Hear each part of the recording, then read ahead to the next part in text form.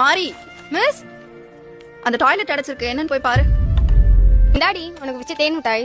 ஏய் தேவி இங்க வா, இங்க வான்றல.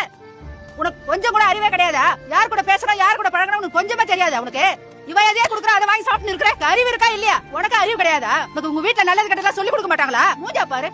கடவுள்னு ஒருத்தர் இருக்காராப்பா? இருந்தா ஏன் அவங்கள ஊருக்குள்ளேயும் நம்மள ஊருக்கு வெளியிலயும் படிச்சிருக்காரு?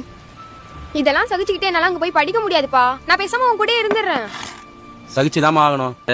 என் பாட்டன் என் அப்பன் கையில கொடுத்தான், என் அப்பன் என் கையில கொடுத்தான். ஆனா என்ன ஆனாலும் சரி இத மட்டும் நான் உன் கையில கொடுக்க மாட்டேன் தாயி. அதுக்கு பதிலா தான் அப்பா உன் கையில புத்தகத்தை கொடுத்துருக்கேன். அதை மட்டும் விட்டுடாத. உன் கோபத்தையும் வேகத்தையும் படிப்புல காட்டு. முன்னுக்கு வா. அதுதான் நீ அவங்களுக்கு தர்ற சரியான பதிலடி. இன்னும் மட்டும் ஞாபகம் வச்சுக்க தாயி. அவங்க எல்லாம் படிக்கிறது பெருமைக்காகவும் வசதிக்காகவும் மட்டும்தான். ஆனா உன்னை படின்னு சொல்றது நீ படிச்சு முன்னுக்கு வர்றது மட்டும் இல்ல. நீ படிச்சா முன்னுக்கு வந்தா உனக்கு அப்புறம் வர தலைமுறையா மாறும். ஒரு சமூகமே மாற படிக்கல் நீதான். இத மட்டும் நீ புரிஞ்சுக்கிட்டேன்னா நீ கஷ்டப்படும் போதெல்லாம் உனக்கு கோபம் வராது, வைராக்கியம் தான் வரும்.